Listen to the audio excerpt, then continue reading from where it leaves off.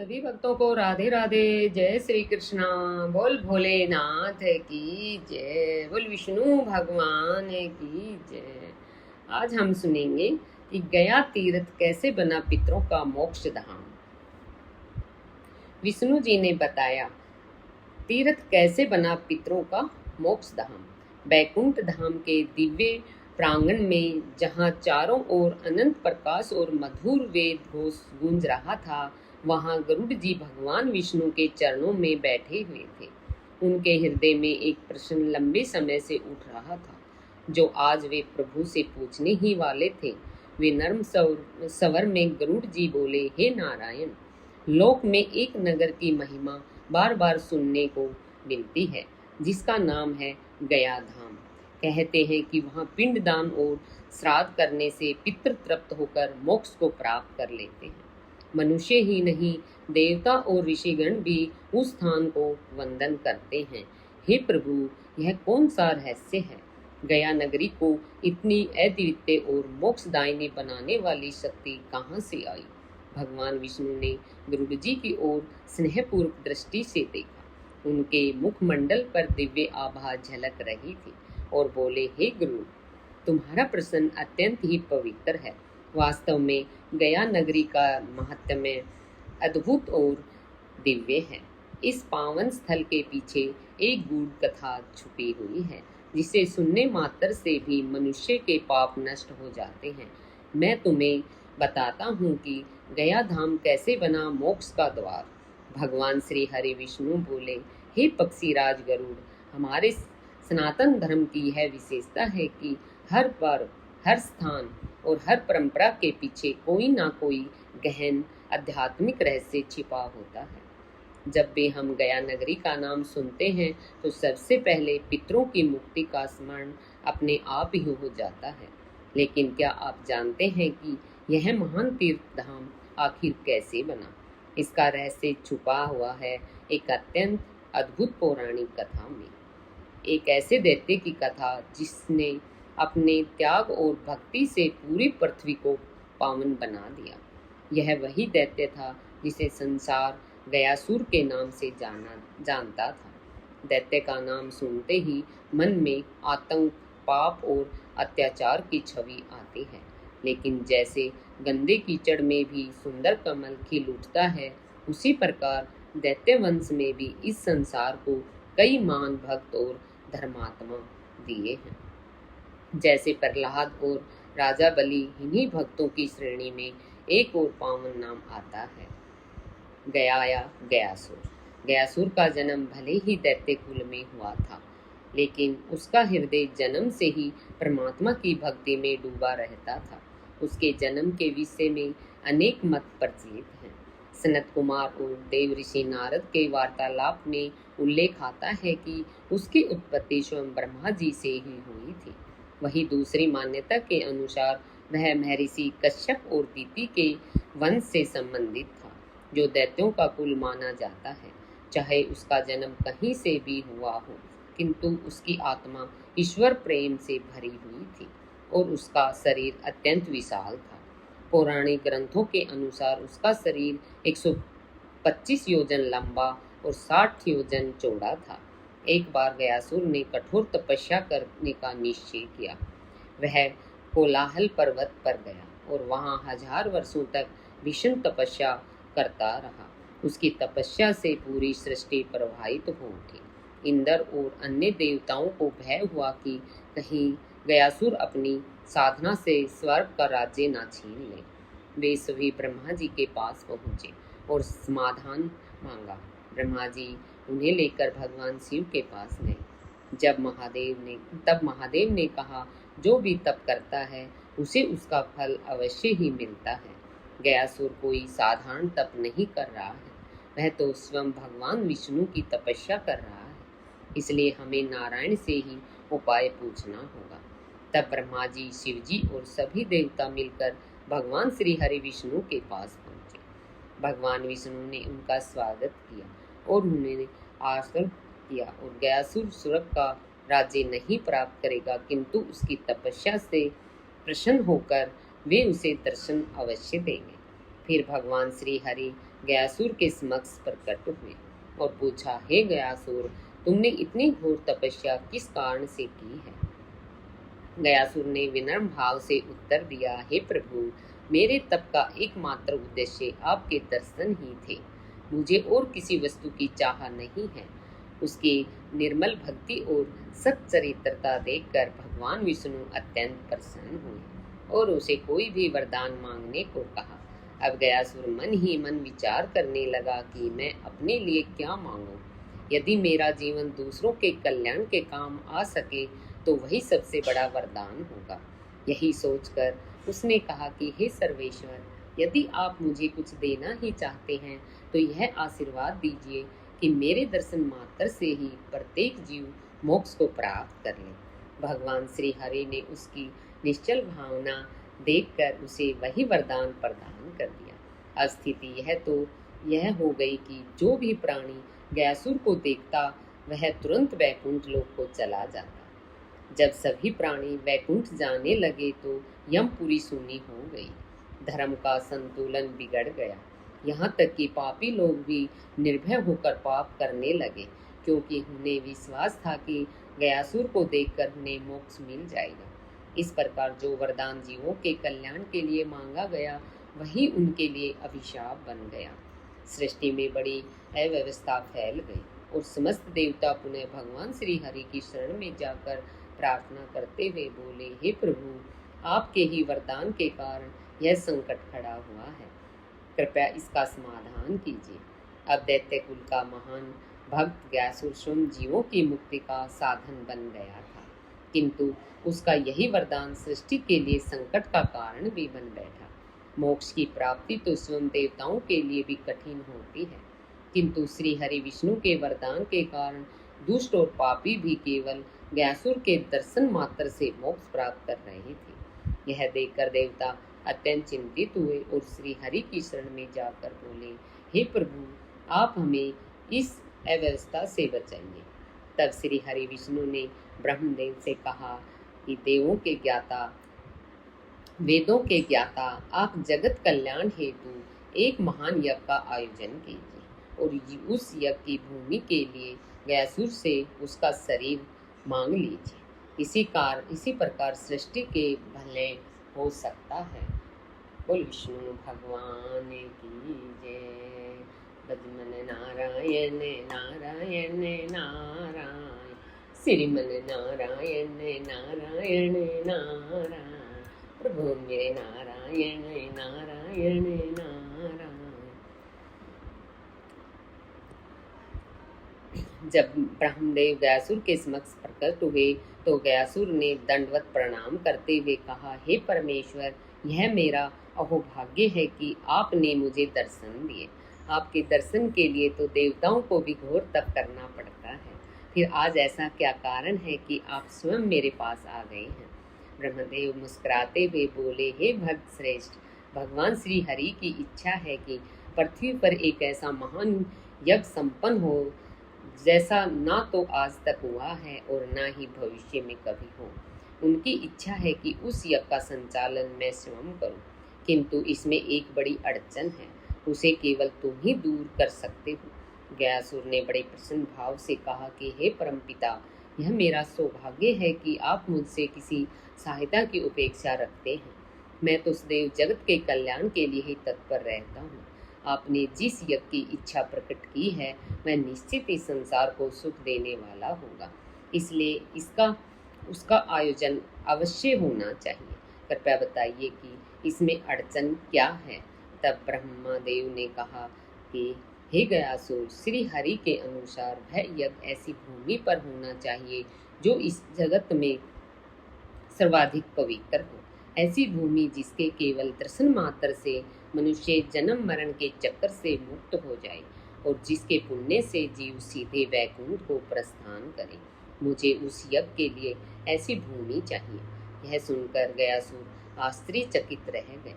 कुछ देर मौन रहने के बाद बोला, हे परमपिता, आपने जिस भूमि की आकांक्षा व्यक्त की है वैसी भूमि पाना असंभव है। जब आप जैसे सृष्टिकर्ता भी उसे नहीं खोज पा रहे हैं तो मैं उसे कहाँ से ढूंढ पाऊंगा। किंतु मुझे स्मरण आता है कि एक ही स्थान ऐसा है जो आपके सभी शर्तों को पूरा कर सकता है, और वह है मेरा अपना शरीर। श्री हरि के आशीर्वाद से जो कोई भी मेरे शरीर के दर्शन करता है वह मुक्त हो जाता है। अतः उस यज्ञ की भूमि हेतु मैं अपना शरीर समर्पित करता हूँ। आप निश्चिंत होकर मेरे शरीर पर वह यज्ञ संपन्न करें। गयासुर की इस द्वितीय त्याग और निस्वार्थ भाव को देखकर ब्रह्मदेव अत्यंत ही प्रसन्न हुए और बोले, हे गयासुर, तुम वास्तव में भक्तों में श्रेष्ठ हो।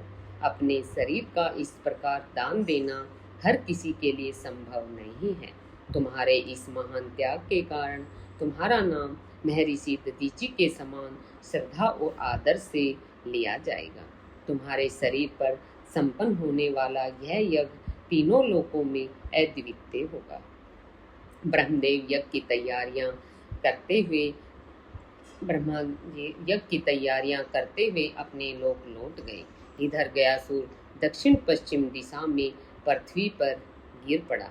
उसके चरण दक्षिण दिशा की ओर और सिर पश्चिम दिशा की ओर कोलाहल पर्वत पर जा टिका।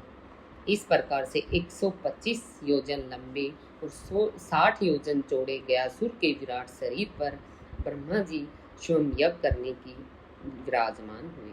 जैसे ही यज्ञ आरंभ हुआ, गयासुर का विशाल शरीर हिलने लगा।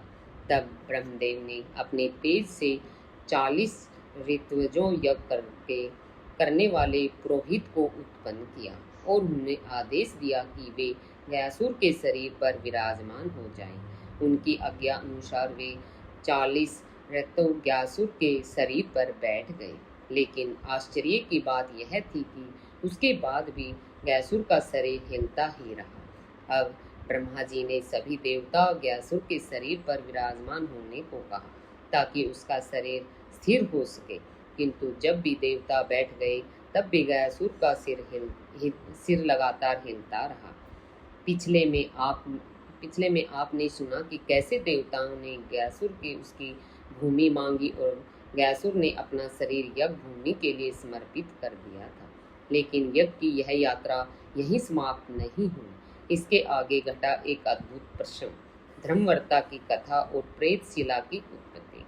कहा जाता है कि त्रेता युग में धर्मराजा की पत्नी धर्मवर्ता अत्यंत तपस्विनी पतिव्रता नारी थी। उन्होंने एक कठोर व्रत का संकल्प किया था। नियम यह था कि व्रत के पूर्ण होने तक वह अग्नि में आहुति देती रहेगी और किसी भी परिस्थिति में व्रत को तोड़ेगी नहीं। इसी दौरान एक बार धर्मराज कहीं बाहर गए, तभी वहां भगवान ब्रह्मा पधारे। धर्मवर्ता दुविधा में पड़ गई।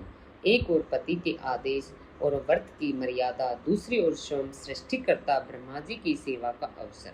उन्होंने सोचा, यदि मैं ब्रह्मा जी की सेवा में लगती हूँ तो मेरा व्रत अधूरा रह जाएगा, लेकिन यदि मैं व्रत निभाती हूँ तो ब्रह्मा जी का अपमान होगा। बोल भोलेनाथ की जय। ओम श्री शिवाय नमस्तुभ्यम। ओम श्री शिवाय नमस्तुभ्यम। लेकिन यह व्रत मैं निभाऊंगी, ब्रह्मा जी का अपमान हो जाएगा। आखिरकार धर्मवर्ता ने व्रत को निभाने का निश्चय किया। ब्रह्मा जी को छोड़कर यज्ञ कुंड में आहुति देती रही। ब्रह्मा जी इस उपेक्षा से अत्यंत क्रोधित हो गए।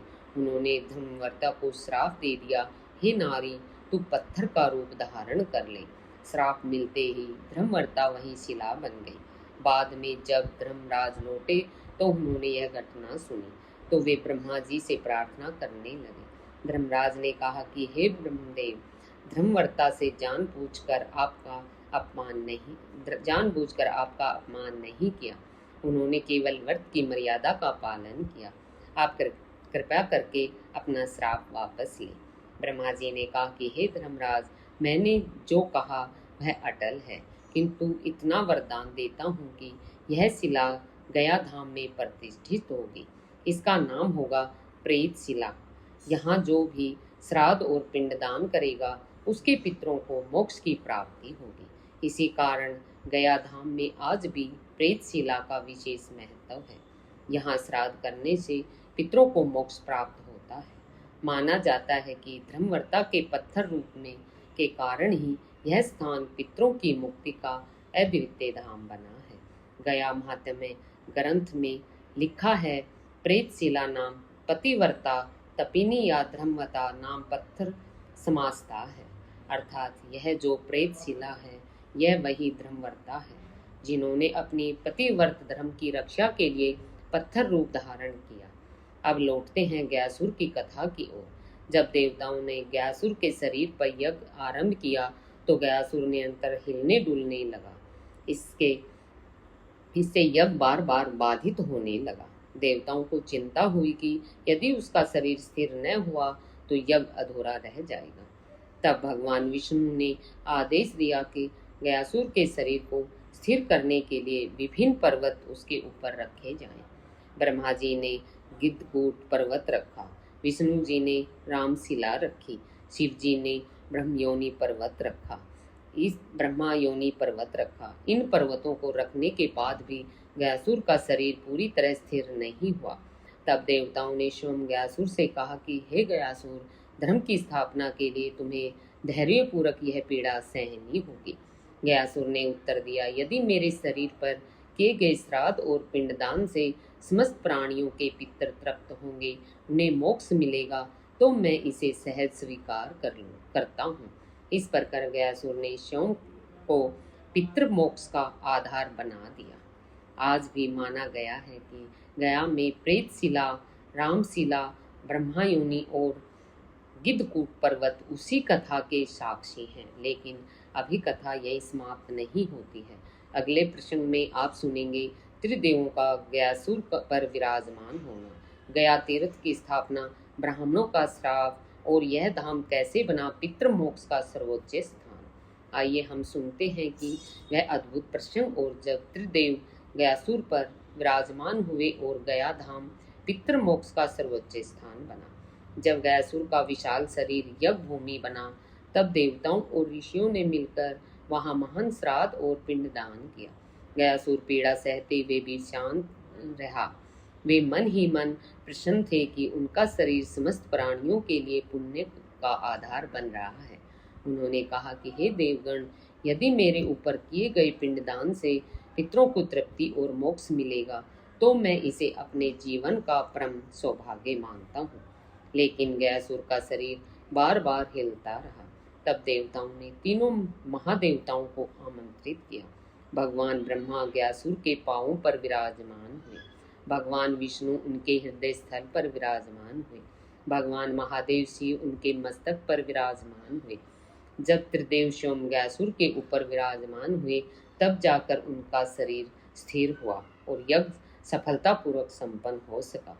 यज्ञ पूर्ण होने पर देवताओं ने गयासुर को आशीर्वाद दिया, हे गयासुर, आज से तेरे शरीर पर किया गया श्राद्ध और पिंडदान समस्त पितरों को तृप्त करेगा। यह धाम गया नाम से विख्यात होगा और पूरे संसार के लोग यहाँ आकर अपने पितरों का उद्धार करेंगे। गयासुर ने प्रसन्न होकर कहा, यदि मेरे शरीर पर श्राद्ध से पितरों को मोक्ष मिलता है तो यही मेरा जीवन सफल है। लेकिन कथा यही समाप्त नहीं होती है। गया में ब्राह्मणों की संख्या बहुत अधिक थी और वे पिंडदान कराने के बदले दक्षिणा लेते थे। कहा जाता है कि जब कुछ लोभी ब्राह्मणों ने इस पावन कर्म को स्वार्थ से जोड़ दिया तो उसके कर्मों से देवता अप्रसन्न हुए। तब ब्राह्मणों को श्राप मिला कि तुम्हारे कुल में कभी स्थायी सुख नहीं होगा, तुम भिक्षा पर ही जीवन निर्वाह करोगे। लेकिन यदि तुम श्रद्धा से पितरों का श्राद्ध कराओगे तो तुम्हें पुण्य और यश प्राप्त होगा।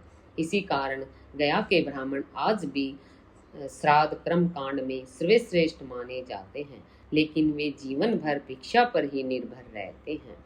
गया महात्म्य में कहा गया है कि यत्र प्रेतशिला तत्र पितृ मोक्ष सदा न अन्य तीर्थम अस्ति लोके पितृ मोक्ष प्रद सोहम। अर्थात संसार में प्रेतशिला के समान कोई और तीर्थ नहीं है जहाँ श्राद्ध करने से पितरों को मोक्ष मिले। यही कारण है कि आज भी पितृपक्ष में लाखों लोग गया पहुँचते हैं ताकि वे अपने पितरों का तर्पण कर सके और उन्होंने मुक्ति दिला सके। हर हर महादेव, बोल भोलेनाथ की जय।